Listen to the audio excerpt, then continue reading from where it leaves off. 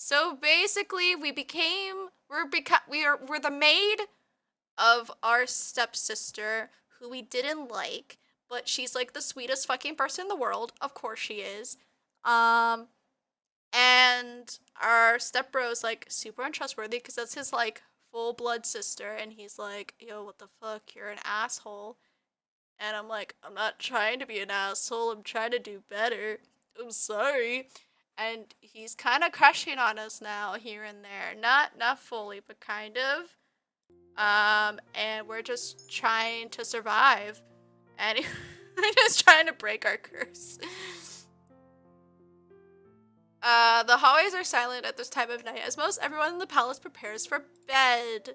I am now on my way to our meeting place. Rod told me earlier to wait for him here. I guess he did. I'm gonna believe you, MC, because I don't remember.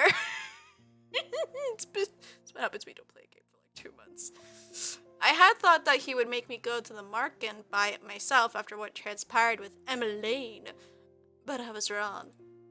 Emmeline was so upset today. I'd never seen her like this before. Wait, why is she? Oh, shit. She's upset for some reason. Can I see? Oh, I can't see it. Oh, she was so upset. Okay.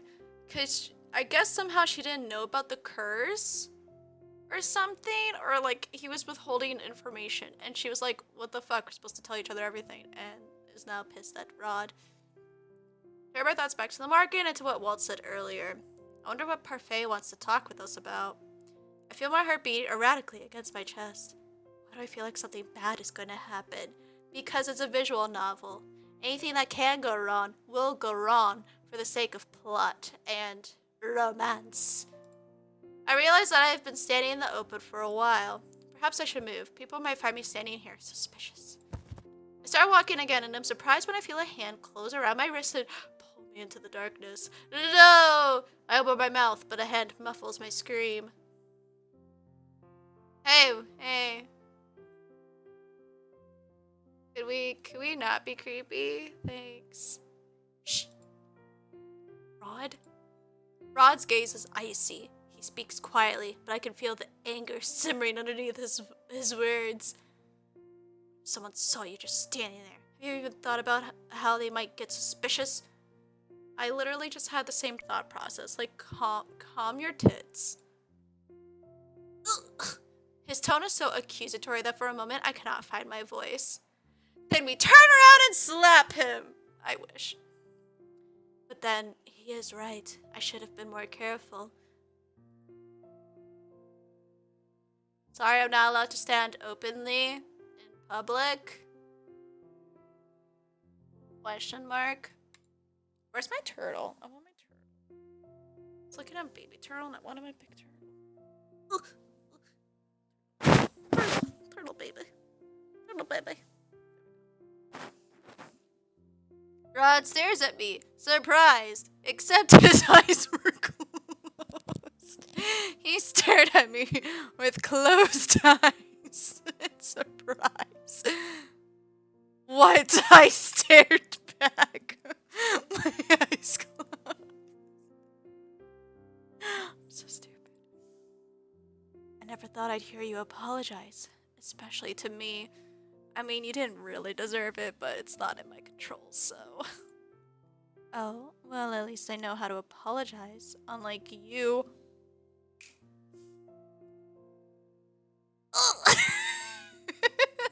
I love adding a stupid sound effect for the 3 exclamation marks, because I don't know what else to do with it, other than skip, which is boring. I already have to skip if it's like 3 dots or ellipses. Might as well give some 2 exclamation marks. That's how anime works, right? Everything has a sound effect. And why would I ever have reason apologize to you? There's a word missing. Ever have reason apologize to... Yeah, there's something missing there. Because you've done nothing but treat me coldly, even when I have done nothing to personally attack you. Are we calling the kettle black? Are we... Cindy Ellie. Nom-Nom. You literally treated everyone coldly. Granted, you think you have reason to, but still wasn't correct, so... Rod scowls at me, but does not say anything, even though he totally could retort with what I just fucking said. Instead, he sighs and takes my hand, pulling me after him. Oh! What? What? I like how the buddy's like, come on, let's go! And he's like... That's a weird angle of his face, not gonna lie, but... Here's your blush! Ha-ha!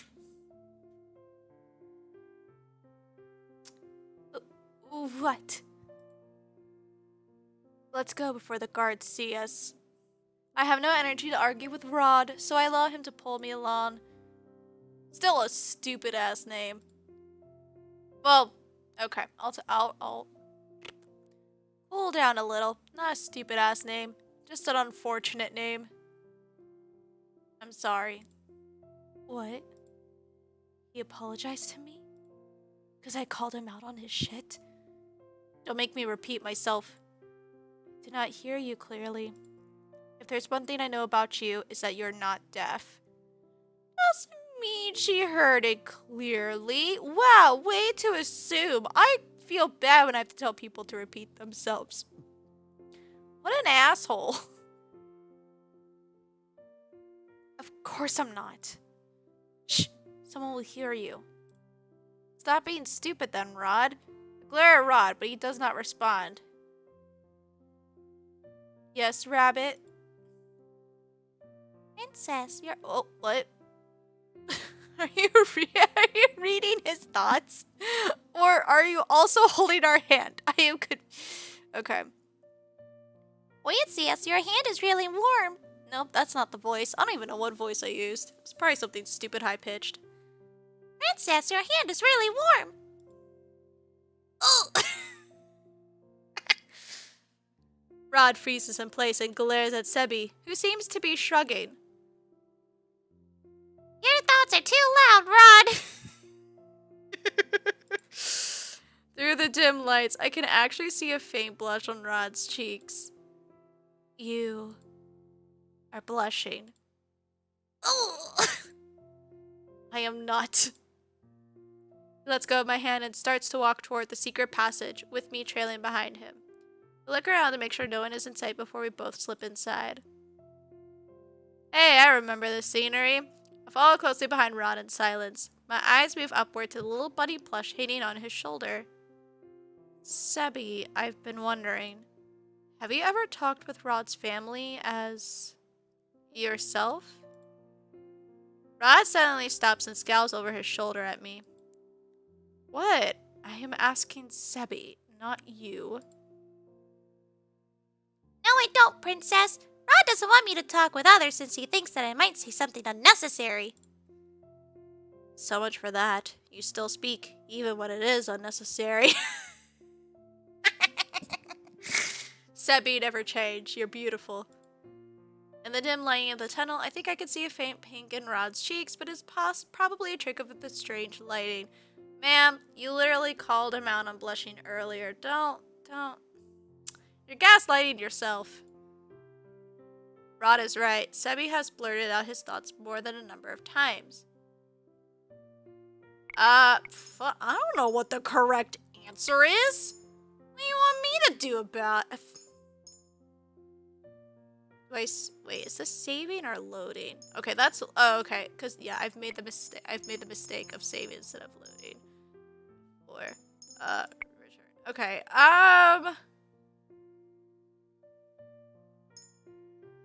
what do you mean by that? Sounds less harsh? Well, there are thoughts that he prefers to keep to himself, like his thoughts on karma and his feminine voice, or his... Rod suddenly clamps Sebi's face, and I can actually see the poor plush struggling to get away from his hold. Is everyone gay for karma? No, hold on, correction. Is everyone karma sexual? We should all just be karma sexual. Honestly, It's the best of both worlds. You have a handsome man and the most gorgeous woman I've seen in a video game. All in one package. By it truly is by visibility day. You can get the best of both worlds. I read this. You are crushing the poor toy. Boy toy. Rod glares at me before finally releasing Sebi. Rod can be so brutal at times. Remember the time he almost threw me out the window for saying that one lady has a hideous dress? Rod glares at Sebi once again. He readies his fingers to pinch him again, but Sebi hurriedly apologizes before Rod can touch him. Okay, I'll stop talking now. Just don't abuse me, please. I'm the reason children are afraid to have their toys dropped to the floor when they fall asleep at night. And adults, too. Rod sighs and continues walking. Rod, have you spoken with Emmeline since that earlier incident? No. As much as I want to ask him again about his curse, I doubt that he will divulge anything right now. I decided to keep my thoughts to myself as... Oh, hold on. I didn't see the diamond sparkle already. I didn't see the indicator that we picked the correct choice. Sebi sighs. How could I not when around here is they get too loudly? It makes my head ache. You get headaches? That's not the point. The point is that when he thinks of something too long, his head becomes cloudy and really full, like it's going to explode. That's why I got to explain for him. He's not good at expressing his thoughts, so I... Ah, there it is. My face is blocking it. But there it is. There's the indicator. Rod cuts Sebi off by pinching his cheeks. Ow. Okay, I'll stop talking now. Okay. What can I skip to? Okay, no, just 2 lines. As much as I want, we head to the market. When we arrive at the market, Parfait and Delora are there to welcome us. The others, however, are nowhere in sight. It's been a while, Princess. Thank you for bringing her here safely, Prince Rod.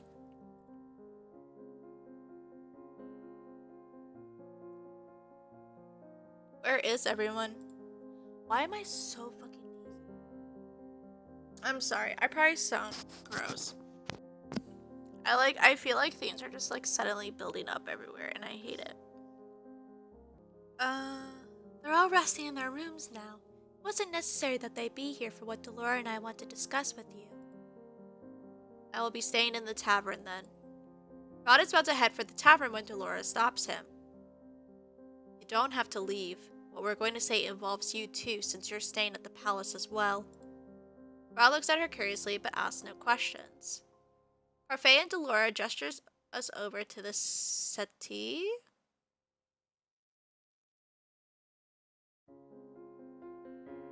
Settee. Settee? Tea set? Settee? Is that a word? Is that a word?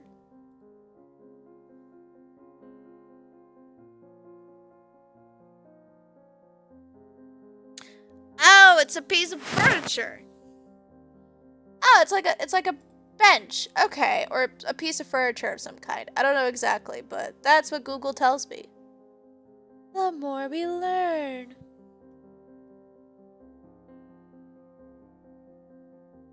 This is something Rod and I must know because...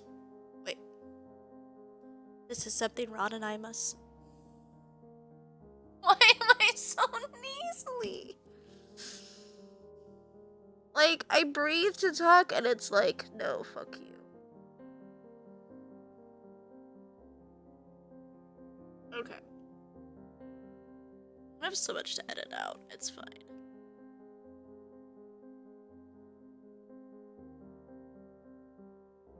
Was it because I fucking ate popcorn? What?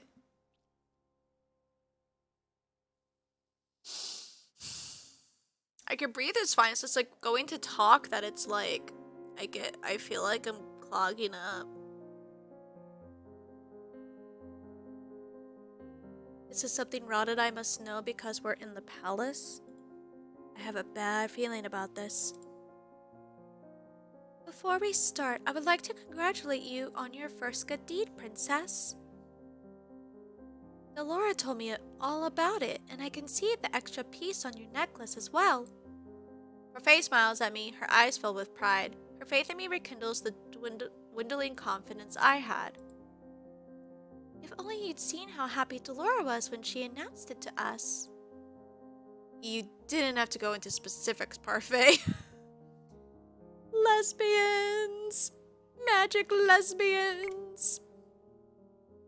Oh, are you embarrassed, Delora? She smiles at Delora teasingly before turning back to me. They're fucking gay! And I love them for it.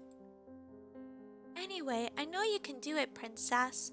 Only 2 more to go and you can break your curse.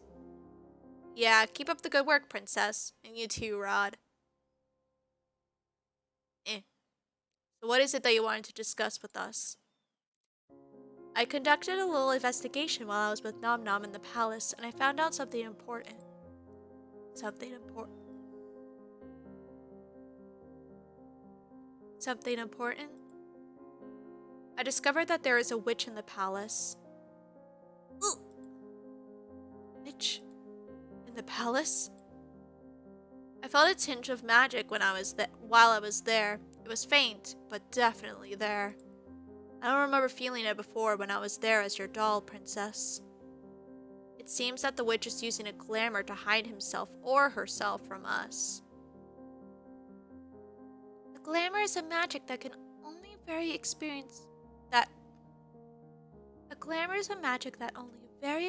witches can cast, which means the witch we are dealing with is no ordinary witch. They have the potential to be very powerful. But what would a witch be doing in the palace in the first place? This witch could be after the king, but what?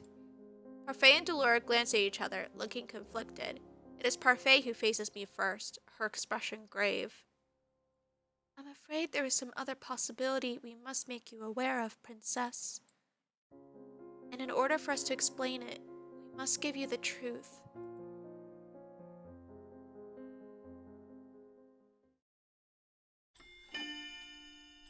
Chapter 6. Moving Closer. The truth? My only answer is silence. I shift my gaze to Rod, but he avoids my eyes. What is going on? Princess, it is very likely that this witch in the palace is looking for you. What? I cast a glamour on you a long time ago so that you could remain hidden from magical eyes. I did it to protect you, but this witch in question can see through the spell I've cast on you. It is my belief that they are actively looking for you. I close my eyes and massage the temples of my head as I feel a headache coming on. Wait, you said before that the witches wanted to see their curses unbroken. Excuse me, but this sounds as if they have another motive altogether. What reason could they have for trailing me? Your mother was like the most important witch in history, and you're next in line. The Tenebrarum has been without a bearer for a long time, ever since the end of the war. A new bearer, however, will soon arise, and the crystal is ready to support them. Some of the witches, the wicked ones, want to make sure that the Tenebrarum continues to spread darkness, even with this new bearer in charge. Okay, but what does that have to do with me? Laura crosses her arms, her expression grim, even though they're always crossed. The title of the bearer is passed down from one descendant to the next. Princess, the last Tenebrarum bearer was the late Queen of Angiel, your mother. Get my drift? I feel my blood go cold. But as you are the Queen's daughter, you are the next heir. Did I read that as the wrong person? Come your 18th birthday, you will prick your hand on the spinning wheel and die. Sorry, wrong story. You will inherit the title of Tenebrarum bearer. Mother? A witch? Impossible. Why would you spout such lies? I narrow my eyes at them, searching for some hint that they are lying to me. Delora and Parfait never turn their sad eyes away from me. Rod glances at me briefly before turning away, looking uncomfortable. Well, dear, your mother and I used to work together to maintain balance, but then the witch hunt drove her mad and turned her heart to ice. But she never used any magic. I would have known if she was a witch. Would you have? Would you have really? It's possible that you did in the past, but then it seems she erased all your memories of her true identity. Oh, or that, I guess. Laura was already able to ascertain that most of your memories of her had been snatched away. Hildeer needed you to remain obedient so that when you finally did inherit her role as the bearer, you would continue to do as she wanted. My thoughts feel as if they are spinning endlessly on an axis. The real reason I cursed you was to see if you are truly capable of goodness, princess. Hildeer's influence clung to you even after her death, and we feared that you would continue her previous work. That Angielle might once again fall to darkness if you were not able to help the dark emotions in your heart. So then you cursed me because you were terrified of what I would do if I became the bearer as I was? My only answer is silence. Now I understand why the people hated me. It was because I am my mother's daughter. I cannot help but reach out to touch the pendants on my necklace as a feeling of dread washes over me. I know that there is goodness in you, princess. We only wanted you to realize it by breaking your curse. Parfait sighs, looking guilty. It was a selfish act on our part, I know. But we could not risk another great war. They believed that I would have plunged the world into a war. I turned to Rod, who has yet to speak since the conversation started. Did you know about all of this? Everyone knows the story of the Tenebrarum witch and her daughter. Everyone except for me. I glanced down at my hands, suddenly feeling numb. I am a witch. And I will become the Tenebrarum's next bearer. Think back to my childhood. I can still recall the glares that everyone gave me when I was a child. They were scared of me because I was my mother's daughter. What about the king? Did he never love me because I was the daughter of a witch? But he married her and had a kid with her. That wouldn't make sense. I'm confused. Okay. I know it's her speculating, but also I'm also federal. But if that is the case, my mother was so wicked, then why did the king marry her in the first? Okay, maybe I just need to shut my mouth. Now she's literally asking. Then why did the king marry her in the first place? Hildeer threatened to kill the woman that he loved if he did not marry her. She threatened to kill Ophelia.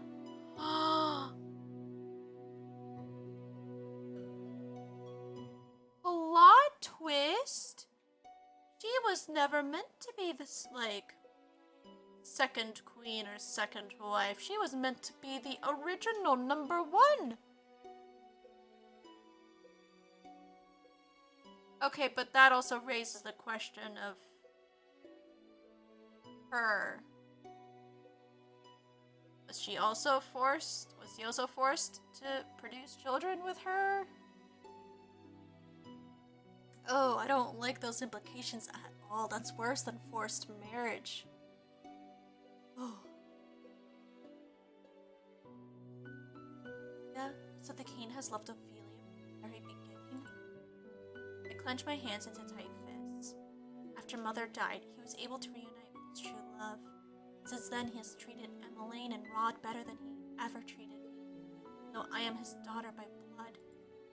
I want to feel angry about this revelation, but instead I feel a dreary emptiness inside of me. A heavy feeling begins to settle in my chest, suffocating my heart. Oh! Now she's crying, and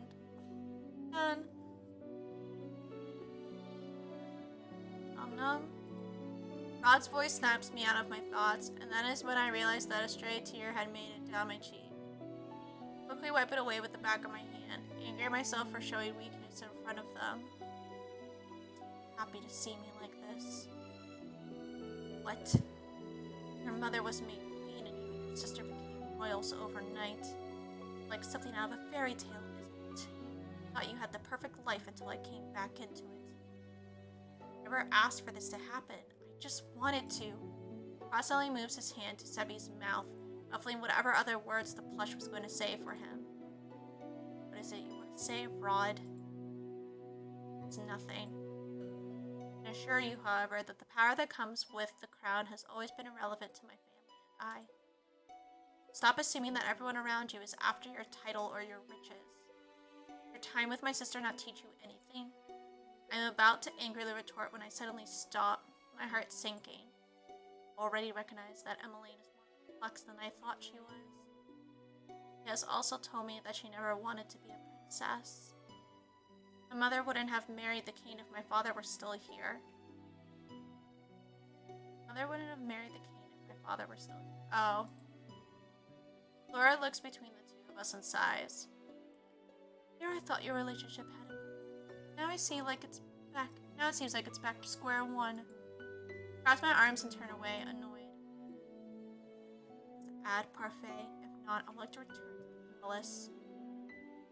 Princess, stay vigilant and be careful about who you trust.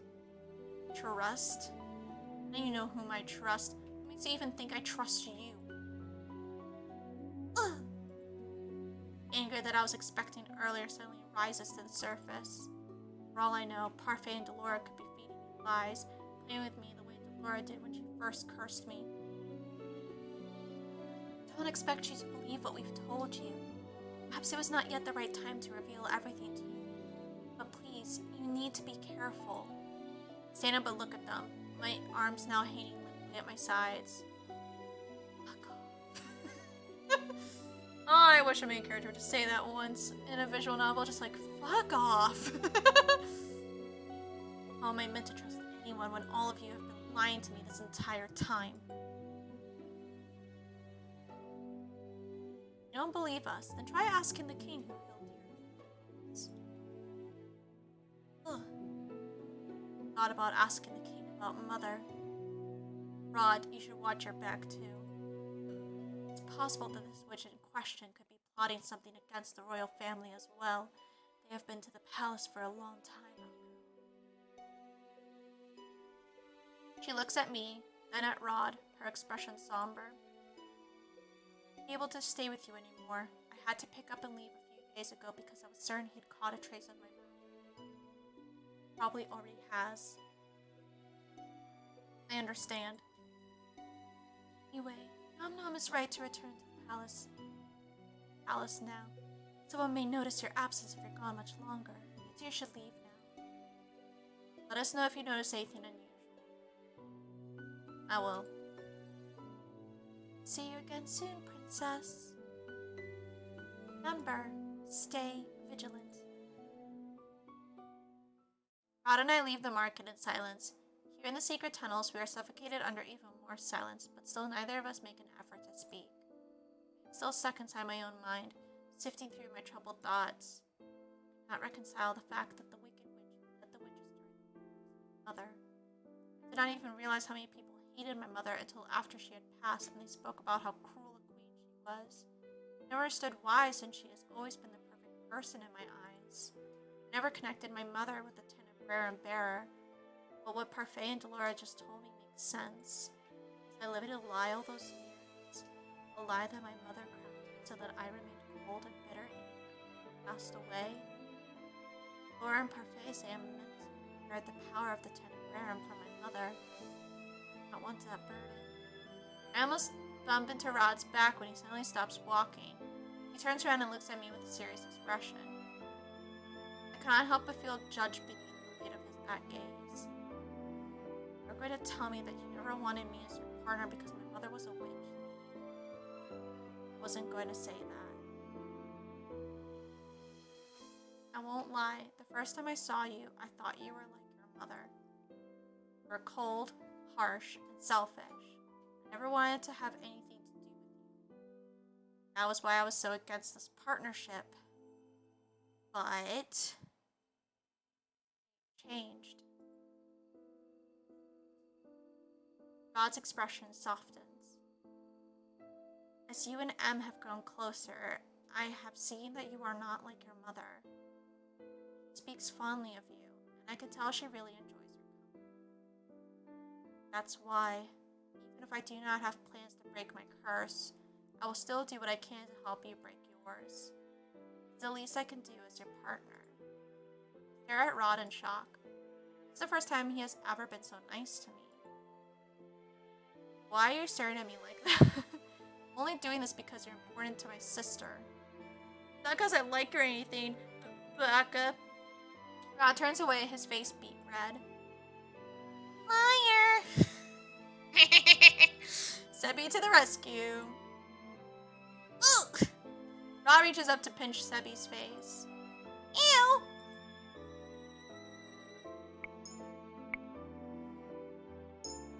Save over this one, because he did the correct one there.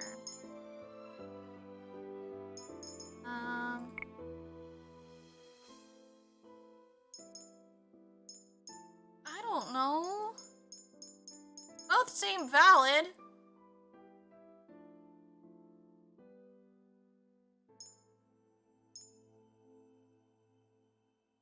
Who would have thought that you were actually capable of being nice? What?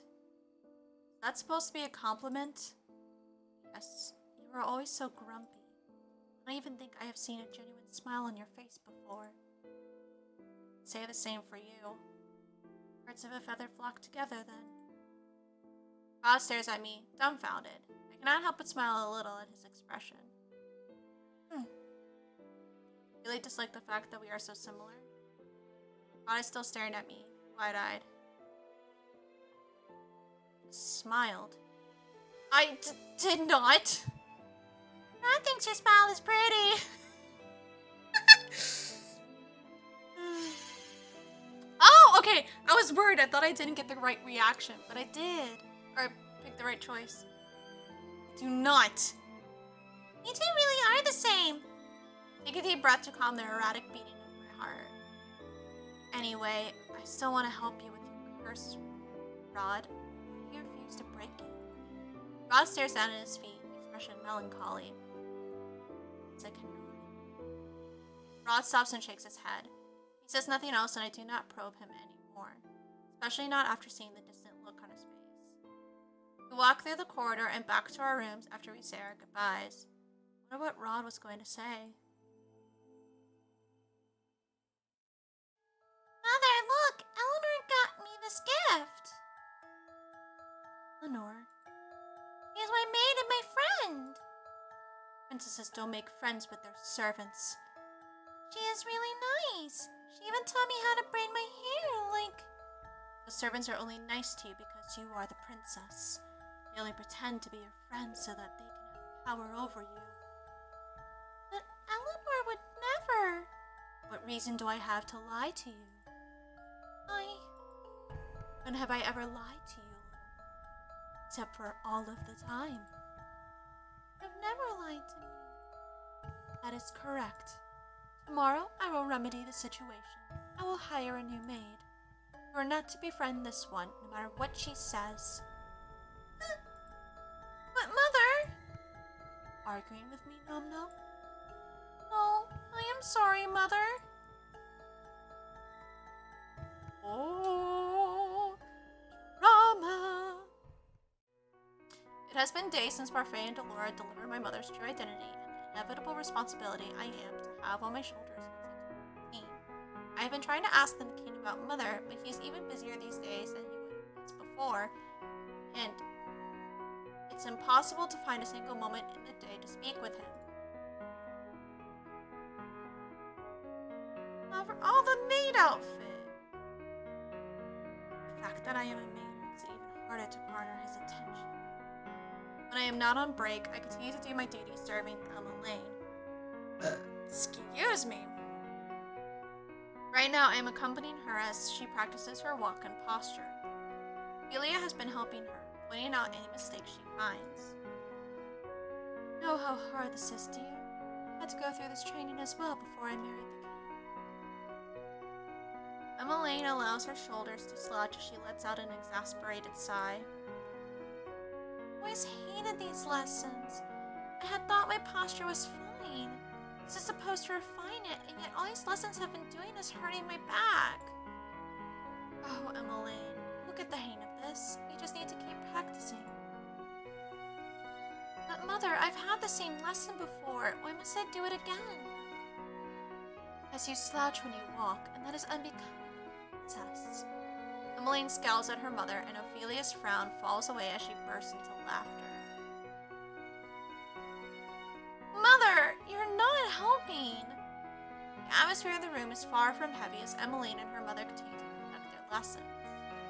It's almost the exact opposite of the lessons I had with Mother.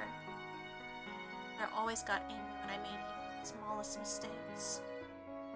I know this is hard, but as the crown princess, all eyes will be on you during the ball. People there will judge me wrong person. The people there will judge any small mistake you make, which is why you need to be in top form on that night. Oh. Ophelia claps her hands. Alright, now to start again. Emmeline groans before heading to the far wall and straightening her back. Takes a deep breath, puts a book on her head, and begins to walk again. The book falls from her head on her third step. She sighs, moves back, and starts the process again. Neither of us break Emmeline's concentration by speaking. We stand idly by and watch as she tries time and time again. I am surprised when Ophelia leans toward me and begins to whisper. Nom-Nom, I've been meaning to say this before, but I am grateful that you are friends with my daughter. Ugh. I look at Ophelia's smiling face with surprise. Never agreed to be a friend. You are not against the princess making friends with her servants? Why would I be? I actually wish more of the staff here wouldn't be so uptight, since I would love for Emmeline to be on good terms with the people who serve her. Besides, social status is never an obstacle to friendship. Ophelia shifts her gaze back to Emmeline, who is now picking up the book that has once again fallen from her head. No matter your occupation or status, a friend is always a friend. You've given Emmeline the courage she needs to face the many challenges she has ahead of her. In a way, you're like family, since you're always around us. If only she knew! Like family. Come what may, both family and friends are there for you and will accept you for who you are. Even before I was cursed, Emmeline was always trying to be my friend. That means she knew all along who my mother was and still wanted to be my friend. The thought makes me remember what Parfait told me about Mother threatening to kill Ophelia if the king did not marry her. I turned to Ophelia, curious. Your Majesty, may I ask what you know about the late Queen's rule? Ophelia looks at me quizzically, so I quickly add a thoughtless lie. I was not in Angel and have only heard stories. I just thought it was so hard to believe, what with how peaceful things are in the palace right now. The kingdom was a dark place back then. People lived in fear under her rule. The king had no real power over Angel. The witches had free reign over the kingdom. They cast the fairy tale curse incessantly and on whim. We barely left our house in fear of becoming cursed. Mother's reign was that terrible? The king still blames himself for the darkness that befell Angel during that time. This is why he works day in and out to stabilize the country, to put smiles on everyone's faces. I remember long ago how he told me one of the reasons he would always continue to work hard for this kingdom was because he wanted to make a brighter tomorrow for his child. Children. Weird. I can't believe I said child. It's like he had his own bio child before. Weird. Ophelia looks confused for a few moments, then brushes off the awkwardness with a small chuckle. He helps the family in his own way. Is it possible that he said that with me in mind? And Ophelia's slip up? But then maybe he was always referring to Emmeline and Rod. The kingdom's come a long way since then, hasn't it?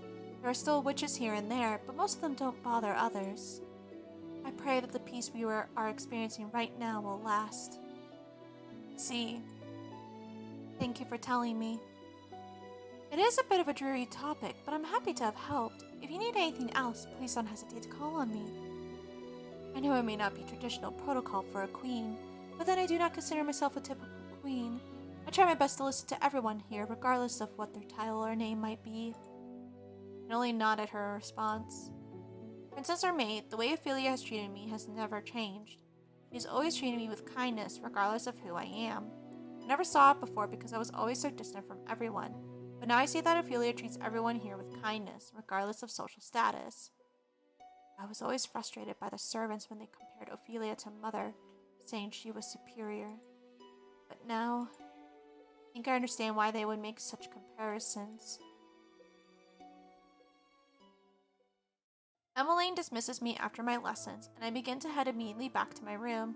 I have just turned a corner when I notice Sir Alcaster standing before me, scowling. Watch where you're going, child. Quickly avert my gaze, not wanting a confrontation. He always looks at me so strangely, almost like he can see into my mind, or is trying to. My apologies, Sir Alcaster. Sir Alcaster nods his... Goodbye. Sir Alcaster nods his head at me stiffly before walking off. You are pardoned, princess. I turn to stare after him, but he has already turned the corner. My blood becomes cold. Is that just a slip of the tongue? But how else could he know that I am the princess? Is it possible that he is cursed? No, somehow that does not seem right. But if he does not have the fairy tale curse, could he be the witch that Delora warned me about? What reason would he have for unveiling his identity then? Unless he just wants to intimidate me further. It occurs to me that Fritz still remembers who I am. Did he tell his father about me? Now I am even more confused about whom I should trust. Nom-Nom. I jump when I hear Rod call me. His expression slowly increases with something that looks like worry. You're pale. Did something happen? He'd believe me if I told him? Okay, this is the one time where I think an option actually seems obvious, but it's nice to save anyway. Sir Alcaster knows I am the princess. Do you think he is the witch Delora was talking about? I whisper the words to him, and he responds by raising his eyebrows, looking surprised. What makes you say that? This isn't just because of the standoffish way he acts, is it? You don't believe me. Rod sighs. I never said that I didn't. It's just that we can't just blindly accuse anyone without any real proof. Rod stares at me for a few moments, then closes his eyes, his eyebrows slightly furrowed with thought. Sir Fitzgerald also remembers who you are. I do not want to be so suspicious of Fritz, but I don't think blindly trusting him would be right either, given these circumstances. You need to stay vigilant around him. If anything happens, you can come talk to me about it.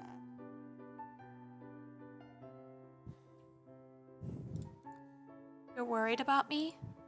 Rod averts his gaze from me. Of course I am. Wow, you're actually being honest. Oh, shut the fuck up. What? Rod glares at Sebby before pinching his cheek. Anyway, I must leave now. I have a dance to practice for. Dance? But you already know how to dance. What do you have left to practice? Rod does not answer and only walks away. I decide to follow after him. Why did you follow me? I don't know, because the game told me to. I shrug. I wanted to see you practice. To be honest, I want to see him dance. I already know that Emmeline is very clumsy when it comes to dancing, but outside of the one practice with Emmeline, I have never seen Rod dance. Emmeline always gloats on his behalf, but I have yet to witness Rod's supposed talent with my own eyes. Our dance together was so short, I barely had any time to judge him. Do not practice with an audience. Why? It is my preference. Holy fuck, what's happening? Oh, Exonerator, hi! Sorry, I just kept seeing like bloop, bloop, bloop, like text coming up and I'm like, what is happening? Okay. Oh. You're really gonna make me do... All right, you're in Hawaii now. I saw your message. I'm sorry, I've been so bad at responding to messages recently. Really the past month. I'm sorry. How is it? How was the move? And then I'll redeem all that stuff in 2 seconds. Oh, what kind of jobs are you looking into? Is it anything specific or are you just poking around for anything in general? Alright, let me go do the squats. Oh gosh, yeah, time zones are a doozy. I don't blame you.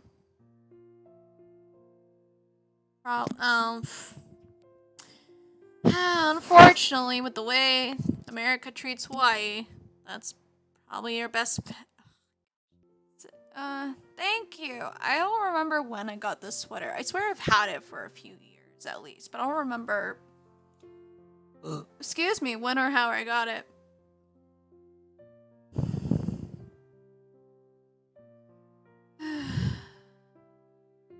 Alright. Oh, I was like, I need to do something. I just couldn't. Okay, we gotta redeem all those. Fantastic. If you need to go sleep, don't worry about me. You're good. I want to make sure you're resting like you should. And my webcam keeps freaking out. I don't know why. You need to take care of yourself. Don't laugh that off. When I genuinely worry. Oh, I do not practice with an audience. Rod is easily embarrassed. Rod groans and pinches one of Sebby's cheeks, glowering. Sorry. Rod reluctantly releases the bunny with a sigh. I notice you've been talking more lately, Sebby. Oh, it's because Rod here has been saying things that contradict what he thinks or feels. Like a son, Dad. Sebby makes a sound of defeat as Rod once again pinches one of his cheeks. Aww, her smile is so fucking cute. Rod stares at me with wide eyes, and I stare back, beginning to panic. What is wrong? You smiled again. Put a hand to my mouth, flushing. Smiling again? I never even noticed. It was a pretty smile, princess. Right, Rod? Rod quickly turns away, cheeks slightly pink. I need to practice now, so I would appreciate you leaving. You did not even command me to leave. What a surprise.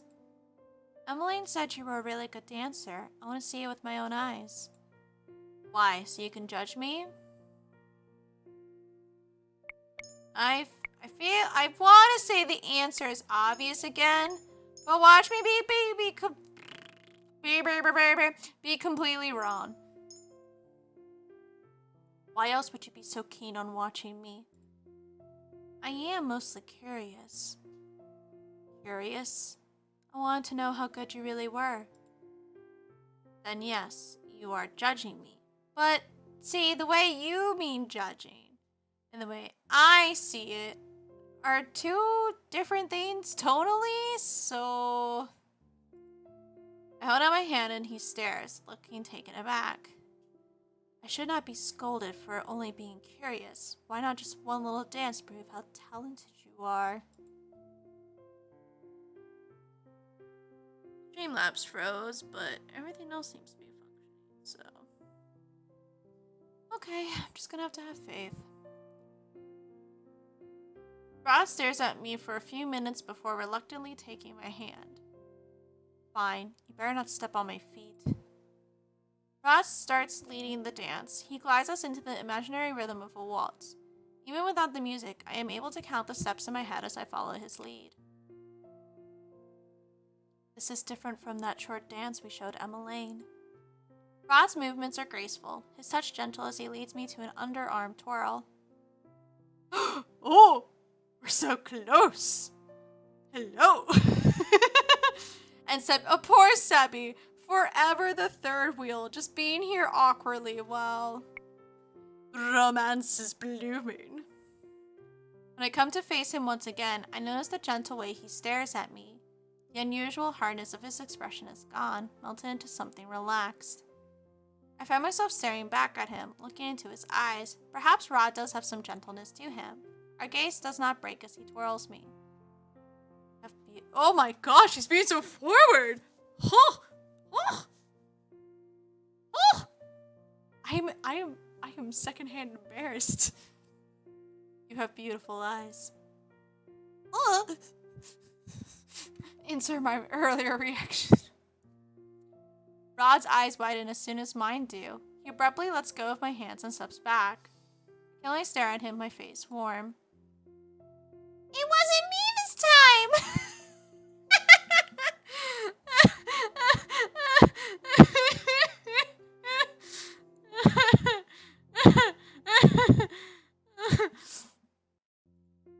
That was more than just I thought, I swear! Wait, that was more than just a thought, I swear! Rod says nothing, though his cheeks continue to darken with embarrassment. Oh my. Rod and I turn to look at Emmeline, who is hovering by the door. Excuse me. Rod quickly walks through the doorway and out into the hallway, leaving Emmeline and I alone in the room. What just happened? Good question. First of all, though, I need to load, because apparently it wasn't the correct answer. Why is the other... Okay, I'm sure that... The scowl on Rod's face deepens. I almost smirk. Maybe he is reluctant to show me, but Rod is also full of pride. He is more likely to show me if I pose a challenge. Ow. So it's part of his whole complex shit. Alright. He didn't even answer the question. And... Are you underestimating my dancing? The others may have forgotten, but you still remember, do you not? I am a princess, and was taught by the kingdom's best instructor. I say the words with pride, and I notice Rod's lips twitch in response. It actually makes me feel accomplished to get under Rod's skin when he is usually the one getting under mine. Having the best instructor does not automatically make you the best dancer. I am pretty confident with my own skills. Say what you want, but I will refuse to believe you without any proof. I still say that I'm a better dancer than you are. Alright, apparently being like, haha, bring it, is what wins us his heart. Oh, and he gets saucier too. Rod steps forward and pulls me suddenly into his arms, taking me by surprise. He looks at me, clearly determined. Oh, his face gets closer. Fine then, you'll have your proof. I'll make you swallow those words with this dance. We shall see. Yeah, I can see why that's the better one. And then he still is like, shit, your eyes are pretty. Oh, fuck. What just happened? It's like we did the same scene. Twice in a row. That was a wonderful dance, Nom-Nom. I totally did not see any sexual tension whatsoever. You were watching? I only just saw the last few minutes, but you know, the two of you really did look like a couple. It was sweet. A couple? Oh, you're blushing! I put a hand to my cheek and turn away with a scowl. I am not. Besides, whatever just happened was embarrassing. Do you like Rod? I stare at her. I do not. Also, you are forgetting that I am a maid who could not be with the prince even if I wanted to. He is grumpy and cold. Even though we are not blood related, he is still my stepbrother. If only Emmeline realized how crazy her words were in light of the truth. Emmeline suddenly looks starry-eyed as she giggles at me. Love knows no boundaries, dear Nom-Nom. Besides, oh gosh, don't put that in the context of step-siblings. Please, it's a little weird. Thank you. Besides, he seems to like you. Your brother hates me. Rod can be a contradiction sometimes. Sometimes he says the opposite of what he feels. It's only when you get to know him as well as I do that you realize what his truths are. I cannot help but think of Sebi, who always speaks Rod's thoughts aloud when they aren't contradictory. He was always so mean to Fiorisa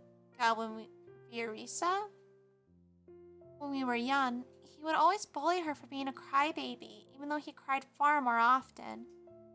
But then I realized that he treated her more special than he did anyone else. Back then, I knew that he liked her. Okay, I do want to say one thing right now, though.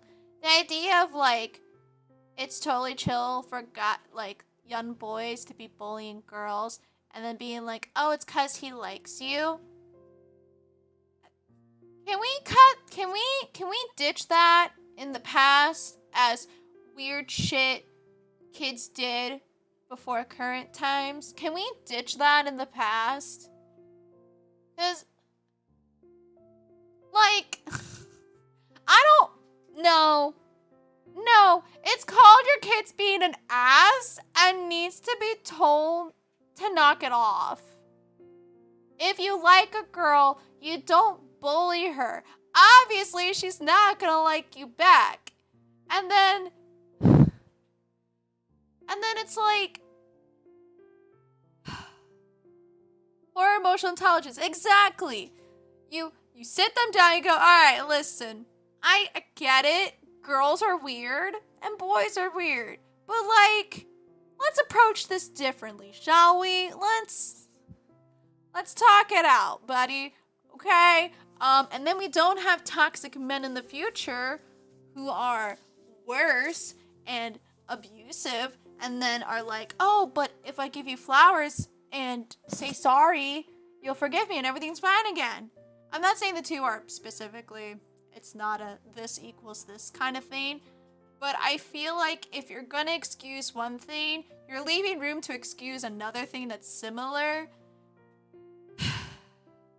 And we just don't want that in our holy year of 2021.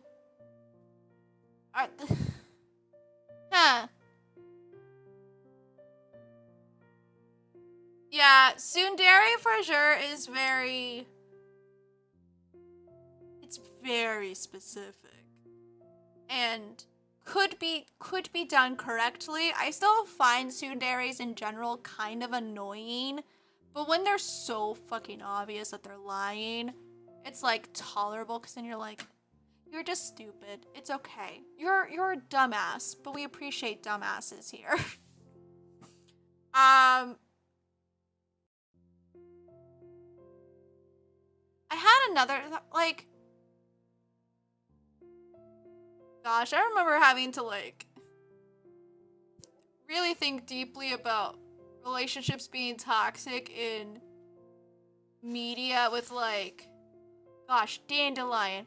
Dandelion was a rough fucking mess. If anyone remembers me going through Dandelion and, like, the way we're like, oh my gosh, the guy is so possessive and so jealous, but that just means he loves you so much. Isn't that so romantic? And, I have to appreciate on the one hand that Dandelion showed it off as like, no, that's actually really creepy. That's actually not cool. But at the same time, they also were falling into that trap of like, but isn't that so romantic that he's so into you that he doesn't want you around anyone of the opposite sex? Though now with people being bi or gay, it's kind of pointless. Might as well just keep people away from humans at that point. But yeah, no, can we also ditch that thought process too? Can we go no? Can we slap people into common sense, and be like, no, you cannot force people to be around you and only you because you assume the other person is gonna cheat on you, or that anyone who goes towards your significant other can't be trusted, therefore banish all of them? No, it's not how healthy relationships works. Thank you for coming to my TED Talk. I'll catch you all next week.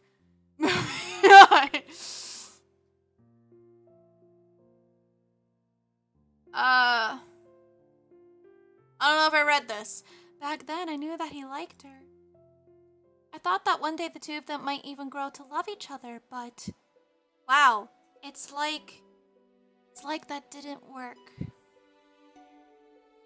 As it doesn't actually. Emmeline lets out a long sigh as she directs her attention out the window. His attitude toward her has changed ever since he was cursed. Then they grew even more distant when Fiorisa found a lover. Is that the reason why you have been going to the toy shop with Prince Rod? Because you want to bring them back together? Emmeline nods.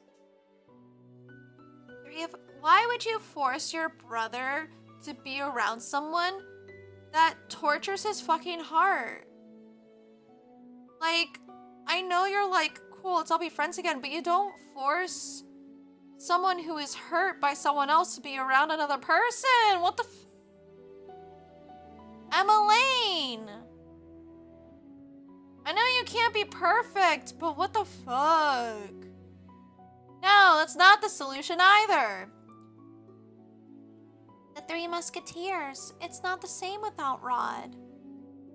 I keep on asking him what's wrong, but he refuses to tell me. He's always been stubborn, but it's not like him to keep secrets. It's really frustrating because I have no idea what I should do to help him. In her own way, she's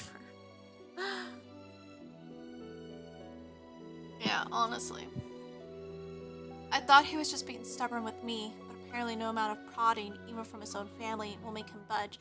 I wonder if it's related to his fucking curse! Wow! It's like maybe he can't say shit.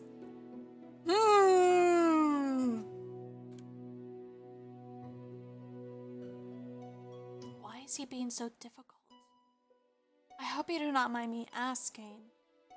What do you know about his curse? Emmeline stares at me for a few moments before nodding. You're my friend, Nom-Nom, and I know that I can confide in you. I know that sometimes I am not trusting enough, but I think Emmeline is still far too trusting. We only know that he has the mermaid's curse. I've read the story so many times, hoping that I can figure out some way to break his curse. I think back and realize that I had actually read the beginning of The Little Mermaid a long time ago, but I did not have the chance to finish it because I was caught by Mother. Little Mermaid is about a mermaid who trades her voice for legs, right? Yes, she does it so she can be with her prince. Rod's voice was taken away, but I'm sure that he was given something in exchange. I've heard that the curses are derived from the original tales, but that they are twisted in some way to fit the format of a curse. I nod slowly, thoughtful. I have a strong feeling that Rod's curse is related to Fiorisa, but I cannot draw the connection. Still, Fiorisa might be the key to understanding his curse. I really don't know how the fuck to say this name. Fiorica? Fiorisa? Fiorica? Might be K. The more I think about it, but I've already been saying it the other way for so long. If Rod will not divulge anything, the next best chance we have of understanding his curse might be going through Fiorisa. It sounds like a Pokemon name the more I think about it. But also been playing Pokemon a lot recently. Careful what you wish for. Uh-oh. Uh-oh. Today is the first time that I am leaving the palace on a day off. Usually I choose to stay inside. Whereas the other servants always leave to go home, I never see any reason to leave since this has always been my home. And the Markin has never been home. Besides, it is not as if I want to return, not after that conversation we all shared last time. Excuse me, very ladylike. Thus, I have spent most of my days asking questions about Mother's reign, inquiring when and where I can. The opinions do not surprise me. So scared of her. One wrong move and she'd have you thrown in prison. Townsfolk would always wait for her to pass by before leaving their houses. She was a tyrant. The kingdom is a better place now that she's gone. There is no reason for them to lie to me. The more I hear, the more my old life makes sense to me. I now know why the king never seemed to love Mother and why the people hated her. the reason people looked at me with such fear. However, it has been months since I have been... Cat! I get that you just ate, but lie down, please. However, it has been months since I have been glared at in public. There is one good thing that this curse did for me, is that it allows me to travel around town without being noticed. As Viorisa's shop comes into view, my thoughts shift to the reason I have left the palace in the first place. If Rod will not tell me anything, I will have to ask Viorisa. She must be related in some way to his curse. I pause outside the door to the toy shop. With a deep breath, I push the door open. Lie down. Lie down. Lie down. Hold on, I'm gonna save real quick in case I click. But I have to apparently pet my cat right now because she's very demanding. Well, howdy! Welcome! The moment she sees me, her expression becomes confused. I need to move this cursor to the spot. Oh! You are the princess's maid! Nom-Nom, wasn't it? I nod at her. You've never come in here alone before. What can I help you with? I wanted to ask you something. It is about Prince Rod. Prince Rod? Something happened to him? Is he okay? He is fine. Don't ask me why. I just got bored and decided my headcanon of her is that she has a southern accent. Could be the freckles. Could be I was just very fucking bored. Could be all of the above. She sighs with relief. What is it you would like to ask? I just wanted to know if you knew anything about Prince Rod's sudden muteness. Viorisa stares at me for a few moments before she shakes her head. I only know that it happened soon after I met my fiancé, Desamond. Decamond? What's with these fucking names? These games are out to get me. They're like, hey, we heard you're really shit at pronouncing stuff out loud. Let's make it harder. What reason do you have for asking? Well, I try to think of a plausible explanation for this, and I immediately consider Emmeline. Viorisa's Emmeline's best friend. Surely she would be willing to help if she knew I was doing this for Emmeline. Prince Rod has been very quiet recently. Princess Emmeline has been worried sick about him, but refuses to say anything, even to her. I have been trying to gather information that might be helpful in discerning the cause. I stare at her expectantly, hoping that my gaze holds nothing but determination. Finally, Viorisa smiles. She's lucky to have a dedicated friend like you. I am still not accustomed to the fact that Emmeline considers me a friend. Before she became the princess, I was her first confidant. We were like sisters. But now that she's living in the castle, we no longer have the luxury of spending so much time together. I worry about her constantly. Even around me, Em always tended to keep her problems to herself at first. She doesn't like to bother other people with them. It is hard not to agree about something. I don't remember. Oh, yeah. Creepy. Yeah, so he's playing... Babe? He's playing No Man's Sky, and, you know, that's the game where you travel to different planets and solar systems and things like that. And it's always random. And he's on this planet that's basically Bubble World. There's like a bunch of like bubbles here and there, like big bubbles, little bubbles. And then there's this weird creature that maybe could have been cute because it's like a floating bubble, but it's glowing red in the middle. And it looks like it's constantly dripping blood out from the bottom. And it's just really unsettling. So he was like, you have to come see this. And I'm like, okay. It was indeed creepy. It was very unsettling. I call it demonic bubble. The demonic bleeding bubble.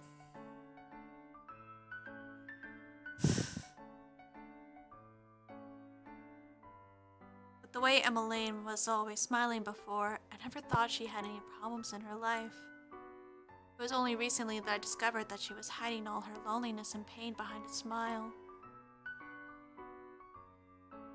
It's a relief that she's befriended someone who cares so much about her.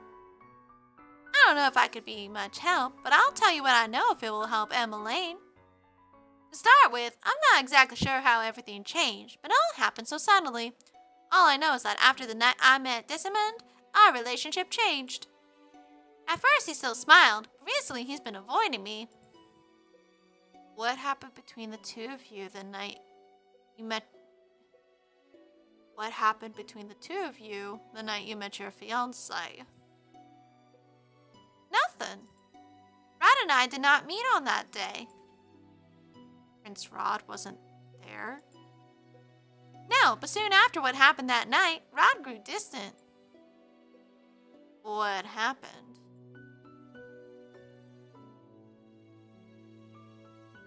It was a stormy night and I was heading back home. I took the route by the riverbank because it was the shortest route. It was foolish of me. The road was slippery and full of mud. I lost my footing and fell into the water. The waves were strong and I was certain I was going to drown. I don't remember what happened in the darkness of that water, only that when I woke up, my head was in Desmond's lap. No! No! I see where this is going! No! Oh no! Oh no! No! Okay, I'm gonna keep going. But I bet your ass. His curse is related to the fact, somehow, with saving Viorisa's life. And so he was the one who actually saved her. But, I guess couldn't stick around for reasons. And, of course, some other poor schmuck who, she's already been saved. But he's like, shit, I guess I'll help out. And then, so, of course, when she opens her eyes, it's like, oh, you saved my life. I'm in love with you. Because I swear some similar shit was with the Little Mermaid story. Where, like, the mermaid saved him, but then she wasn't there when he woke up. Because I think, and then, like, some other chick, I think, came by and, like, lied. I think she lied, too, and was like, yes, I saved you. And we're all screaming, like, what the fuck are you talking about? You know how it be. So, this is probably mistaken identity shit happening. And it's some, I don't know how it's exactly tied with this curse, but I bet your ass that's what happened. Ugh, okay, I'm sorry. I'm just jumping ahead. That was the first time we met, but not the last. He carried me home, and he came by every day as I was recovering. And then he came to visit even after I had recovered. I try not to get my hopes up too much, because what could this nobleman see in me, a mere commoner? A mere country girl. But I still ended up falling in love with him. You have no idea how happy I was when he said he loved me too. It was a dream come true. Of course every girl dreams of marrying a prince. It was in all the fairy tales that I read as a child. None of that was at all related to Rod. How does this relate to his curse? Well, if you read some fairy tales, you probably know, Nom-Nom. It's okay, this Nom-Nom knows. You said your relationship with Prince Rod changed after that night. What happened? Fiorisa sighs. I told Em and Rod about Desmond soon after the incident. Em was happy that the two of us had fallen in love. But Rod didn't say much of anything. See, he knew. He was like, what the fuck? I saved you. You mean, bitch, I saved you. What the fuck?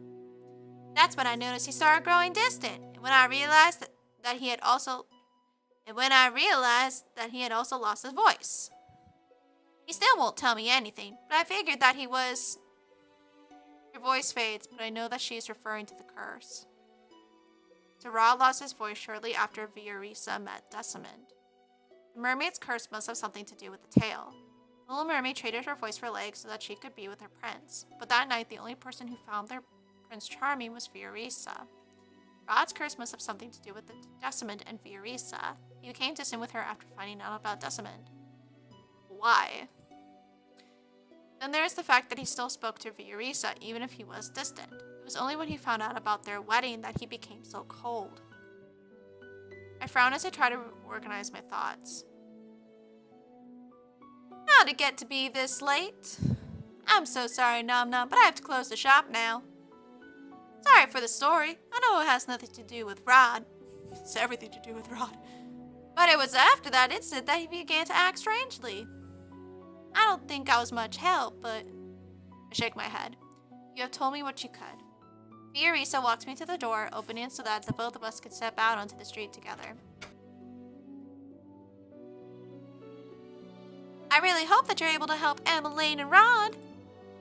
I hope so too. Did you see Ophelia the other day? I catch sight of two noble women sitting on a bench together, but not too far away from the toy shop. I'm referring to Ophelia without her title. How disrespectful. I would have thought a peasant like her could almost look like royalty. But her dress. As the queen, she ought to be wearing silks rather than satin. I do not know why, but I bristle at their comments. One is entitled to their opinion, but the fact that they are speaking so bluntly in public means that they have little worry of being overheard. I'm still not sure what the king saw in her. Well, you know what they say about ladies lacking natural beauty. Talents must lie in other, more persuasive areas. Gross! Gross! Take that shit out of here! Thank you! She must be very persuasive indeed if the king saw it worthwhile to marry her. As the two women laugh, I feel something hot begin to burn in my stomach.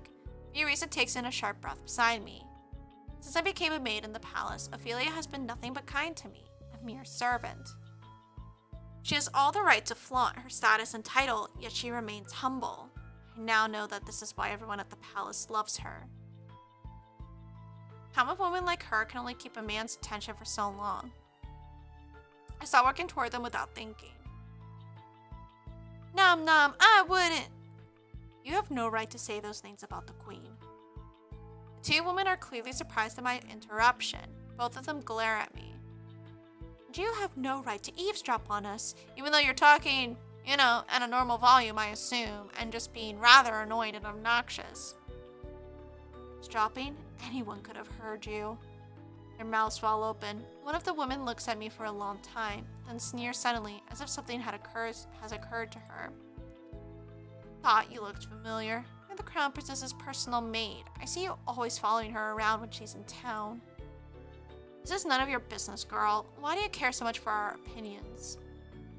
Perhaps it's because the girl idolizes the queen. Thinks she might also go from rags to riches. What? Oh, you do have a point. They stand and advance toward me.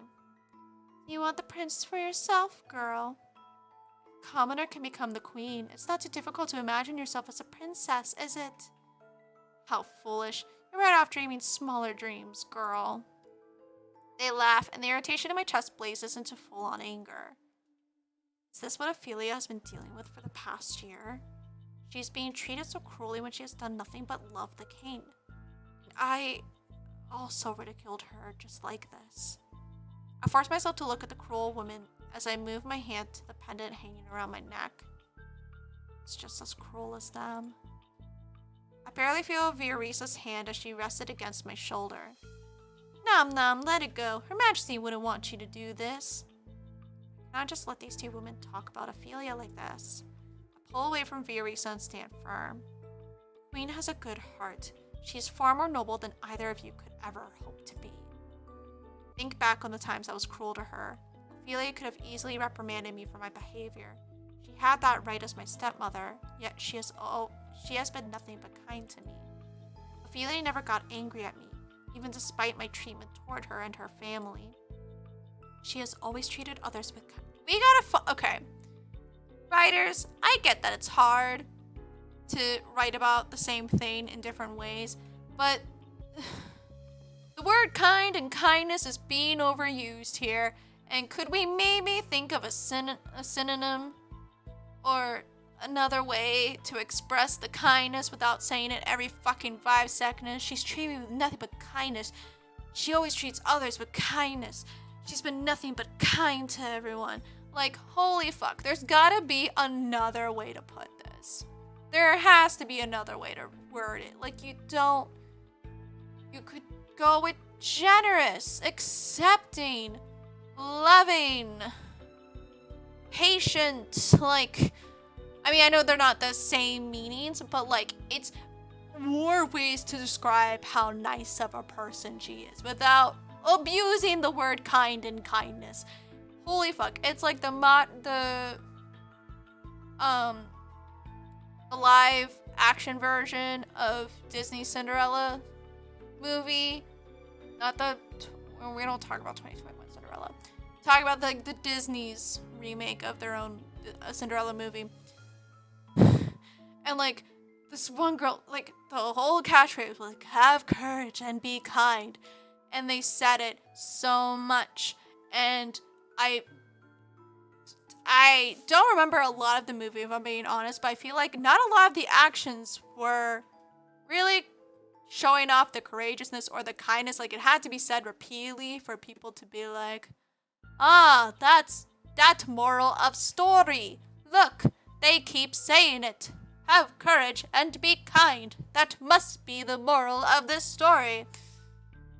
Who could have missed it? After the first 5 times it was mentioned. It's the telling not showing that irks me the wrong way every time. And holy shit, that was definitely the case in the newest Cinderella movie.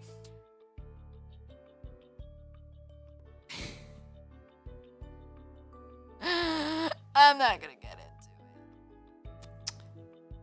into it.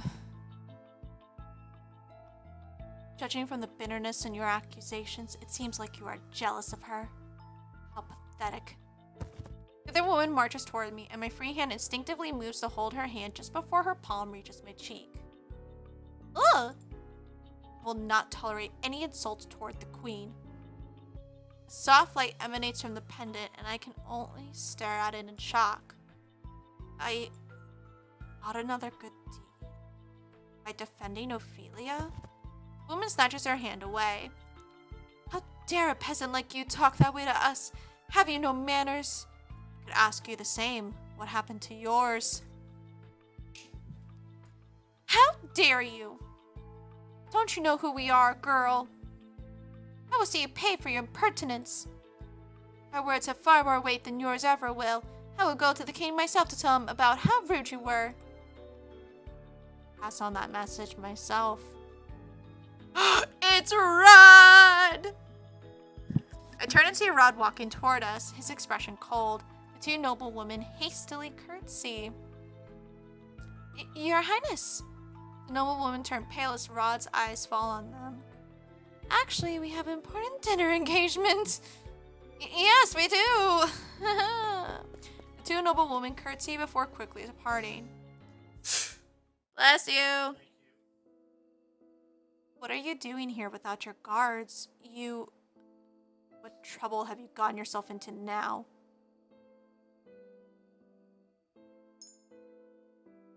I don't know. I don't feel comfy when the game's being like, tell him or don't tell him. I'm like, I mean, it made sense the first time. Now it's like, I don't know. I'm like, it's a trick question now? So the second time, this question has become tell him or don't tell him. And I feel like it's starting to become a trick question of don't fucking tell him. I don't know. Those women were insulting the queen. I thought a lecture was in order. Oh, but everyone is entitled to their own opinion. What? narrow my eyes at him. Something like this can't be helped. Bad rumors are unavoidable. Rod looks away, his expression suddenly pained. This wouldn't have happened if I hadn't wished for.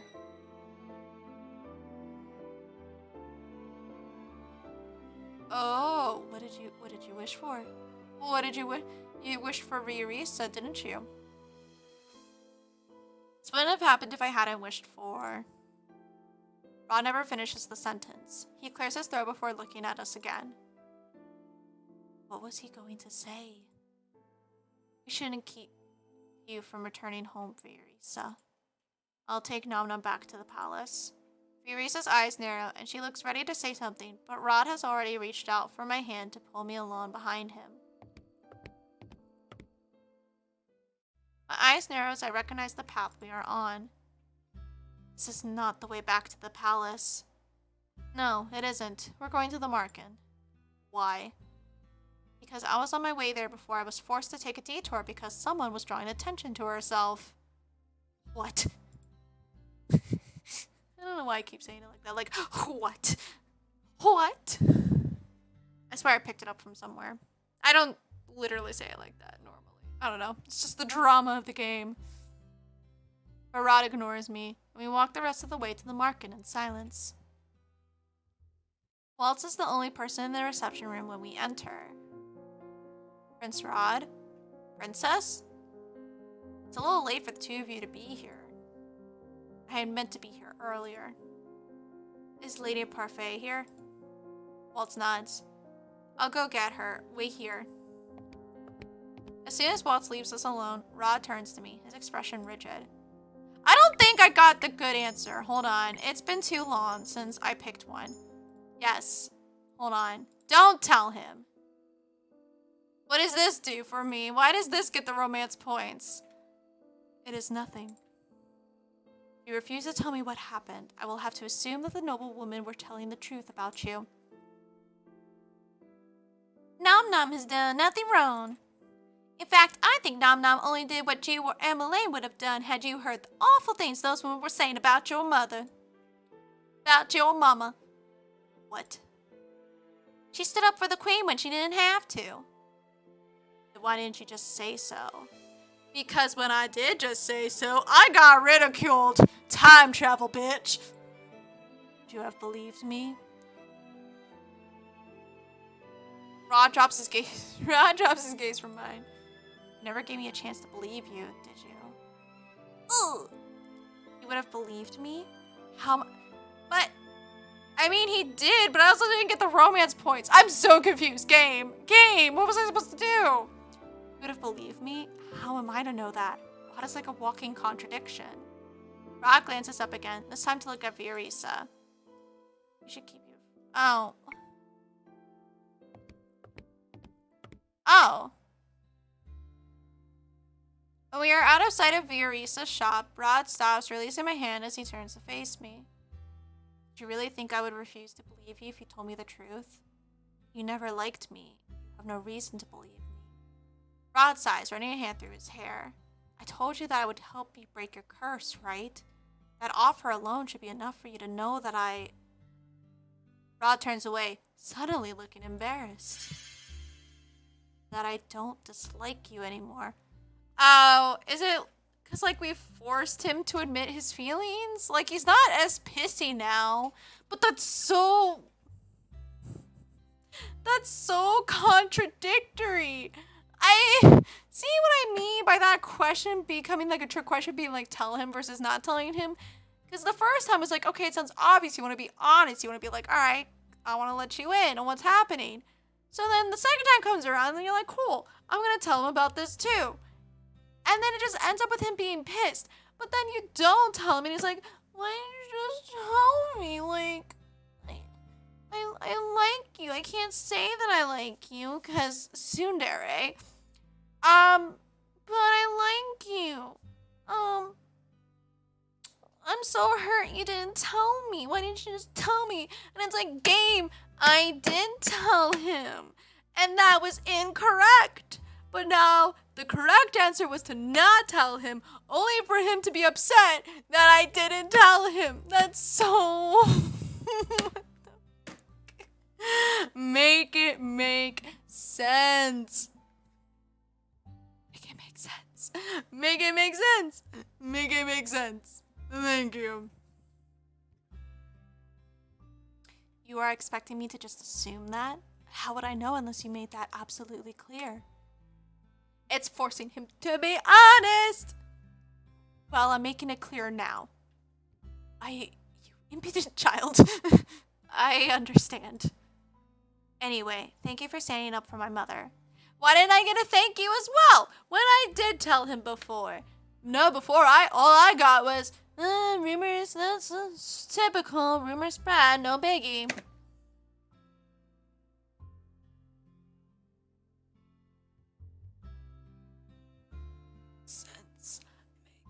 Sense. Make it make sense. Make it make sense.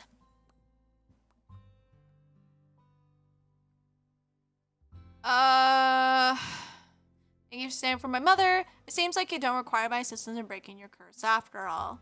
He gestures to my necklace. Congratulations on your second good deed, Nom-Nom. Suddenly tongue-tied, I find myself looking everywhere but a rod. When I have once again gathered my senses, I turn to the road. Okay, then we go to the market, and he's still kind of grumpy. Rod steps closer and grabs my shoulders. What? That's not my shoulders. That's my upper arm. Second of all, can you back up a bit? What the fuck? What's happening? Ugh. Wasn't able to say so early because we were out in public, but you should know just how much danger you're in now. Yet you thought it was okay to go around on your own? It was my day off today. It is not unreasonable for me to want time to myself. Time to yourself. Don't you understand the meaning of be careful? Why would you do something as foolish as going out into town alone? I cannot help but bristle at his tone. Why are you so angry? Because you're... Rod trails off and looks away. Because you're family. So you are finally acknowledging me as... Oh, sorry. Check myself. So you are finally acknowledging me as family. I notice his cheeks turning red. To be honest, you're less of a family member and more just... important. Important? Because of all that you do for Emmeline, you're important to my sister. He looks uncomfortable as he says the words, and I cannot help but marvel at his embarrassment. It's like he wants to say he doesn't want to see you as a sister because he's crushing on you, and that would be fucking weird. Feelings are complicated. Sweet home Alabama.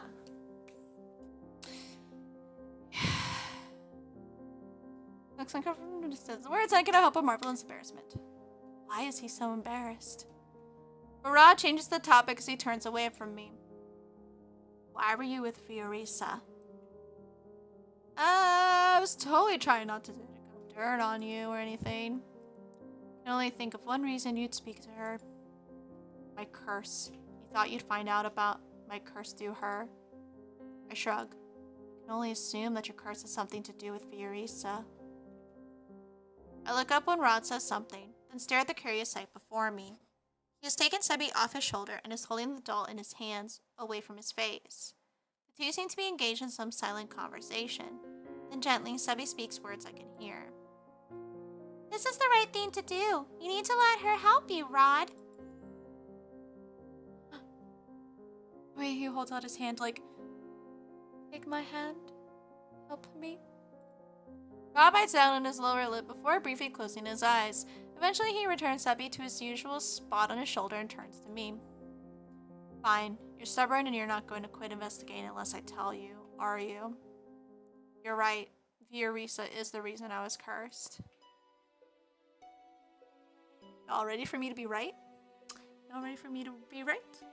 Also, I will humbly accept if I am completely wrong. Because sometimes I am. That's okay too. I will be embarrassed.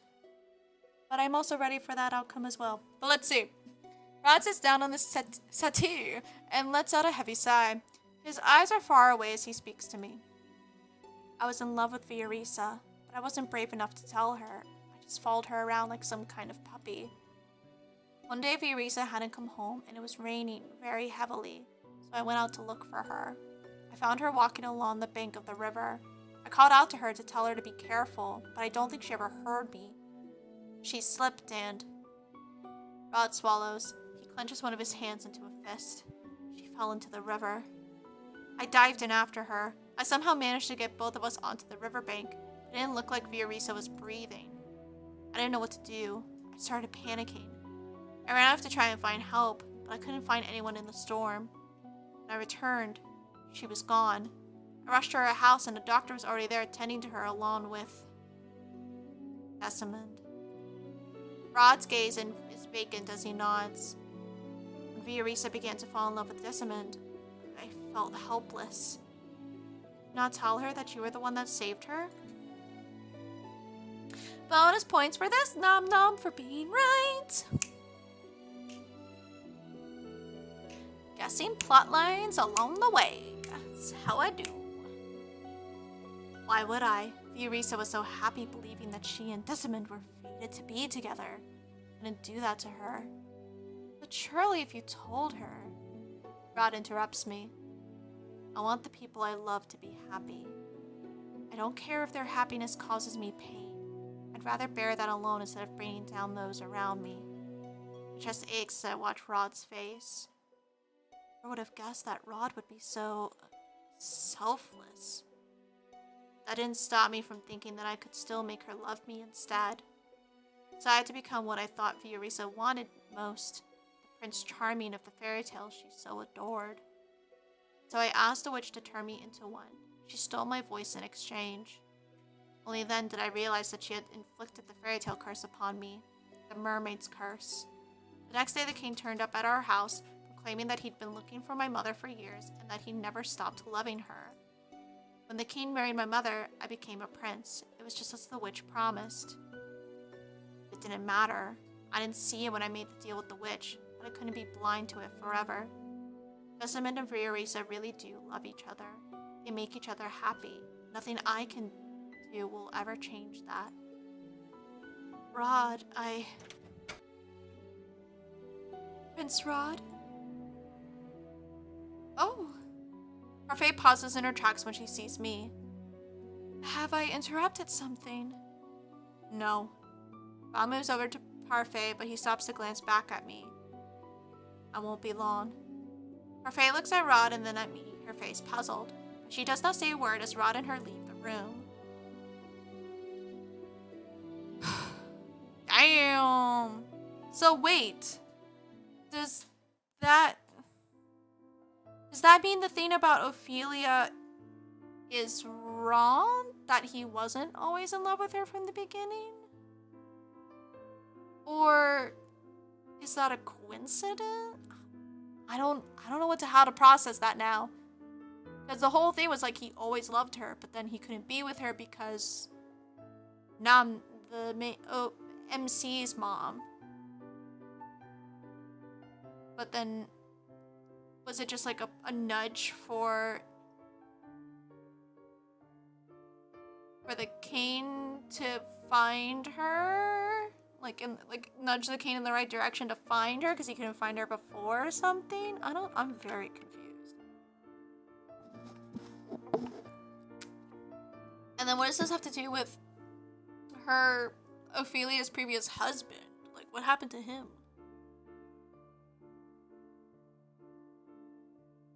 I did not get the chance to discuss Rod's curse with him later that night, nor did I get the chance to speak with Parfait and Delora about my suspicions of Sir Alcaster. Days go by, but still I find myself overwhelmed by preparations for the ball. Things become more frantic every day, making it difficult for me to have any time to speak with anyone. Eventually I decide to write a letter containing my suspicions of Sir Alcaster, to tell Parfait and Delora that I believe he might be the witch they are looking for. I also add that I believe Fritz might somehow be involved, but my suspicions are not as well founded with him. To make matters worse, he went and disappeared. I have not heard anyone mention his name here for a very long time. I am forcefully pulled from my thoughts when I collide with someone. The linens I had been holding scatter over the floor. Excuse me, I did not. I look up and my voice shows off when I see who I bumped into. Lost in your thoughts?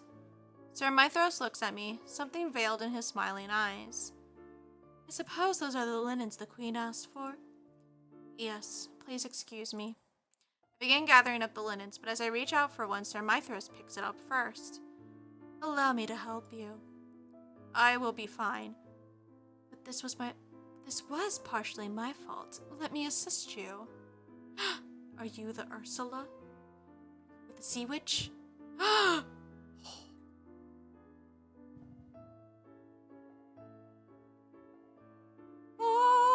Or the mysterious M. Or whatever the initial was. I bite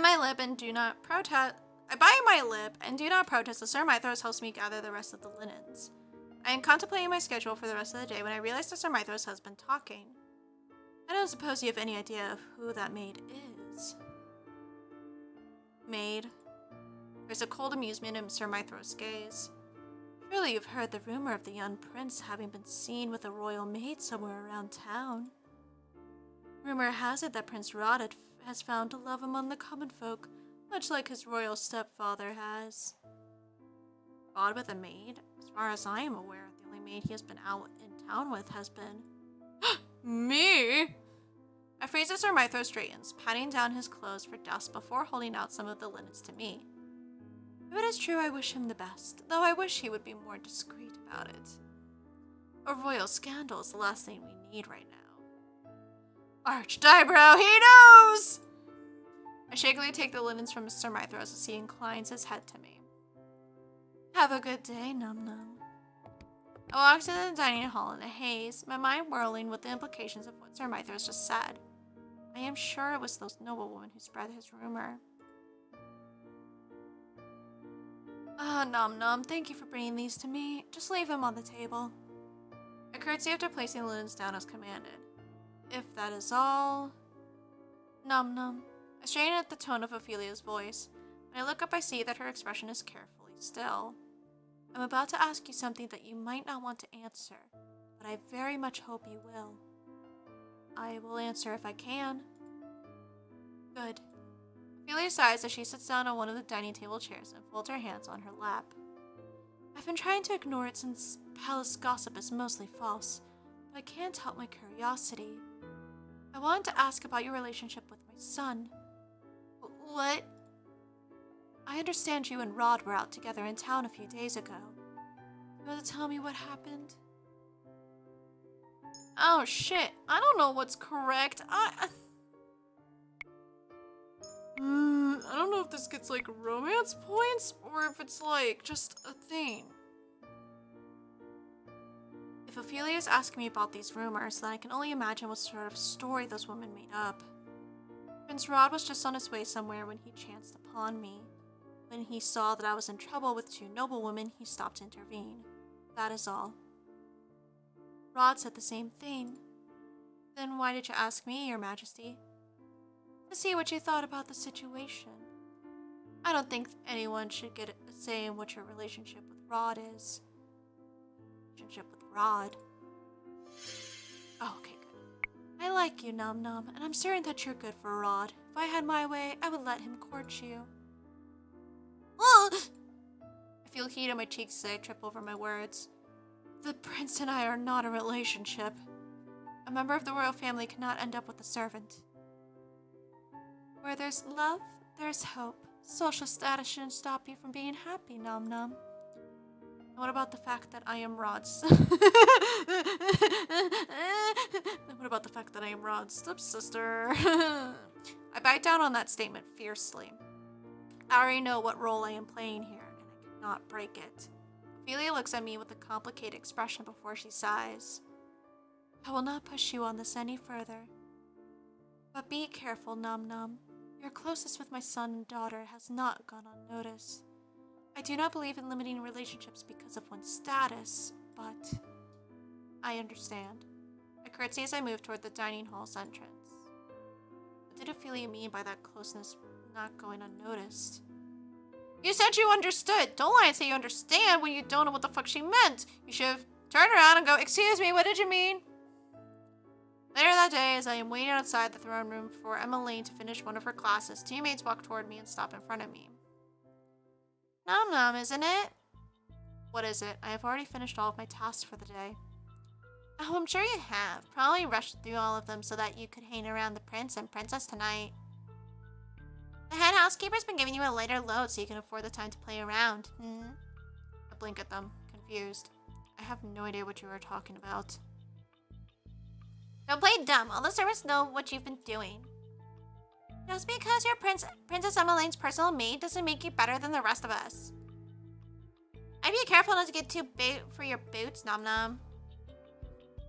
Mean me? A princess, no less? What if we were? Then I'd be very disappointed in you. It was Emmeline! Ah! Sorry, let me reread that. Then I'd be very disappointed in you. Ah! Princess Emmeline! Emmeline moves to stand beside me, a disapproving expression on her face. I did not expect such petty cruelty from the two of you. You should be ashamed of yourselves. Your Highness. You really do have a talent for getting yourself into trouble. Rod. Rod pauses briefly, his eyes meeting mine for a second before he looks at the maids. Don't you have better things to do than bully my sister's maid? We apologize, Your Highness. We'll be on our way! The two maids run off. Emmeline turns to look at me. Are you okay? I'm about to answer when I notice that Rod is abruptly walking away from us. I frown at his back. He'd only just started being nice to me, and now he is back to acting as if I do not exist. Probably because of the stupid rumors. Emmeline puts her hands on my back and gently pushes me forward. Wanted to ask him something, right? I could see it in your eyes. Emmeline smiles as she pushes the door to the throne room open. I have a few more questions to ask my teacher. I'll be a while. But she disappears into the throne room before I can finish. I glanced at the hallway. Rod just disappeared down. Sorry, I read that weird. I glanced at the hallway. Rod just disappeared down, and then back at the throne room. My thoughts were all together in a vague... Excuse me. My thoughts were all together in a vague mess until I make my decision. Wait! The sound of my approaching footsteps, Rod turns and looks at me. He scowls, but does not say anything. Wait, why would we chase him down and then say nothing? Tell him off for his behavior. Probably. I don't know. I always get these things wrong. I always do. And then it's like... The words spill out of me before I can even think on them. What have I done now to make you angry with me? Nothing. He turns away and I glare as I follow closely behind him. You expect me to believe that? You can at least look at me when I'm talking to you. Reach out a hand to his elbow and pull him back so that he is facing me. Rod. The words stay in my throat when I see the expression on his face. Oh no! Oh no! 'Cause I'm in too deep and I'm trying to keep love from my head.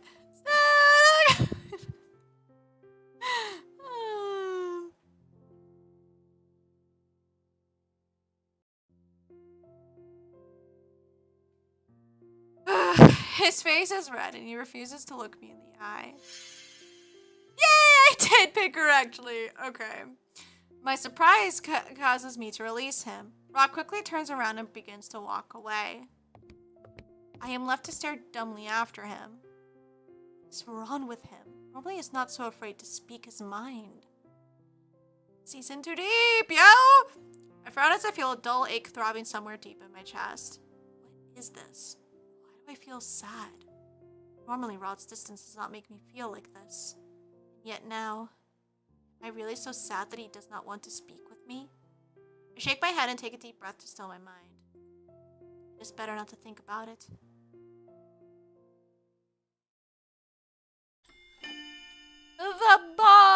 get to be Cinderella. We get to wear a pretty dress and feel beautiful. Probably not, because it's not really the main end of the story. Okay, I think it's just 9 chapters, right? So we're actually pretty close to the end, no? Is it like 9, 10 chapters or something? Something. It's something. We're close. It's the day of the ball and I am waiting for Emmeline to finish her last dance rehearsal. The lesson was over an hour ago, but Emmeline remains here to continue practicing the steps. Meanwhile, I am preoccupied with thoughts of Rod's curse. I can't believe that Rod traded his voice for a title. So the reason the king was able to find Ophelia was because of Rod. Oh, okay, so maybe it was true, but okay, so he just didn't know where she was for some reason. And so that's how he was able to. Okay. That makes more sense. It is a little difficult to wrap my head around the implications. But one thing bothers me. Rod told me why he has the curse. He gave no explanation as to how to break it. How did it go in the original fairy tale? Emmeline finished up.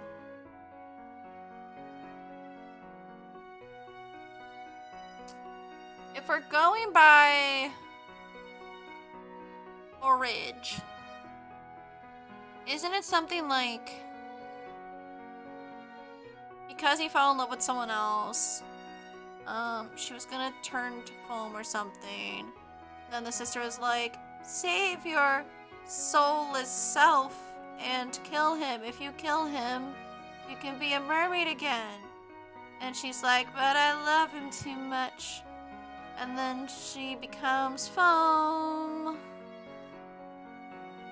But then becomes a like air fairy and basically does religious work till she gains a soul and is able to go to heaven or something. Something along those lines. So what would it be to break his curse? Would it be him like actually, maybe because he's always so contradictory, maybe if he actually just says how he feels correctly, and probably the feelings may return or whatever, maybe then the curse is broken? Feels like it's something along those lines. Maybe. Emmeline finishes up the last steps of her routine before walking over to me. I hand her the glass of water I was holding for her. Thank you, Nom-Nom. Emmeline must notice my curiosity because she stops to look at me quizzically. Is something the matter? I read a little bit of that fairy tale, but never finished it. Can you tell me the whole story of the Little Mermaid? The Little Mermaid? Emmeline takes a seat on one of the chairs bordering the throne room and gestures for me to take the one opposite her. Telling a fairy tale is always a good way to wind down. Once upon a time, there was a mermaid that fell in love with a handsome prince. One day when she swam to the surface of the ocean to find him, she saw that the prince was celebrating his birthday on the grandest ship in the kingdom. The Little Mermaid was captivated by the human party and stayed to watch. Suddenly, a violent storm hit and the prince was thrown from the ship into the ocean. The Little Mermaid saved the prince and took him safely to shore, but she could not stay long. She eventually had to return to the ocean and leave him on land. This is similar to Visa's rescue. The Little Mermaid was so in love with the prince that she went to see a witch who offered to trade her a potion that would turn her mermaid's tail into legs. They struck a deal. The mermaid would sacrifice her beautiful voice for legs so that she could live with the prince on land. So in Rod's case, he traded away his voice to become a prince. However, the sea witch gave the Little Mermaid a warning and said that if she wasn't able to make the prince fall in love with her, there would be consequences. I can speak. Consequences? Yes. Namely, if the prince fell in love and married someone else, the mermaid's heart would break and she would dissolve into sea foam. Ooh. I don't think they're going to talk about the fact that in the Orage, I'm just going to keep saying it like that. It hurt her so much to fucking walk. It was like walking on the points of knives with every step. And I think, I don't know if it's, actually I don't know if this details it. But I'm pretty sure it's like her feet, her shoes would fill up with blood. Or something like that, some kind of gruesome detail like that. I don't know if that detail was in the original, but I know for a fact it's like the walking on her legs was so painful. And that was the and because she didn't have her voice and like couldn't like dance with the prince. He just kind of like saw her as like, wow, what a strange girl, almost like a sister to me, and friend zoned, and he fell in love with the lady who saved him that day. It was just so gorgeous and amazing. Yeah. I cannot help but recoil. My expression must betray my horror because Emmeline quickly shakes her head. There is no need to be worried. Rod has said that his curse is different from the fairy tale. Do you believe him? Emmeline shrugs helplessly as she puts down her now empty glass of water. Fairy tale curse always twists the original fairy tale, right? Besides, it's not as if Rod traded his voice for legs, and never heard of a cursed person that dies because they cannot break their curse. That may be true, but Emmeline does not know what Rod traded his voice for. She does not know that he did it to become a prince for Viorisa. Rod is already hiding things from her. Is it possible that Rod will die the day Viorisa marries Desmond? Oh shit, that'd be, is that actually, is that what the bad end is gonna be? No, I'm not ready to see him turn into sea foam. I know he's not my type, but like, doesn't mean I'm heartless, like, yo.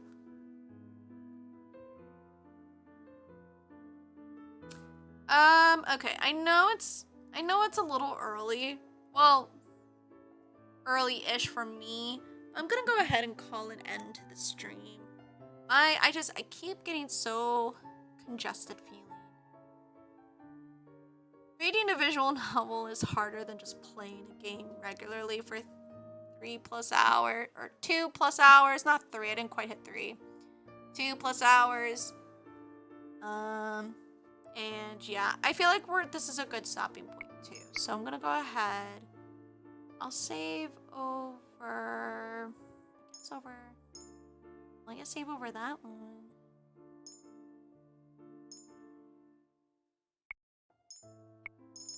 Delete this one so I don't get confused. And then we'll have 9. And then we should be, and then hopefully next week we should be able to reach endgame. But should be good for now. And then, so yeah, hopefully next week we can both finish his route and also speed through to see what the bad end is. I don't think the bad ends are typically, they're pretty short because it follows pretty much exactly the same, just how things go. Like in Karma's case, everything was about the same except for the fact that when he was a beast, we didn't trust that he was the beast and ended up killing him. And that broke my fucking heart. That was so sad. Oh gosh, I can only imagine what it's gonna be like with Rod's bad. Is he gonna turn into foam? What? It's probably worse. Like he just like dies or something. Something worse. I bet your ass. I mean, it's supposed to be a bad end. And they usually don't disappoint in most visual novels. Gosh, I saw that TikTok, I saw a TikTok someone posted of like, oh yeah, just playing the bad end. What could be so bad about a bad ending in a visual novel? It's supposed to be cute and romantic and lighthearted. And it's like character death. And then it's like the loading meme or trend, whatever you call it. If you know, you know. And I'm just like, I mean, yeah, some of them get dark, but at least it won't be like Dandelion, where the bad end for one of them was you get drugged and kept in your home against your will long term. That was quite the vicious bad end.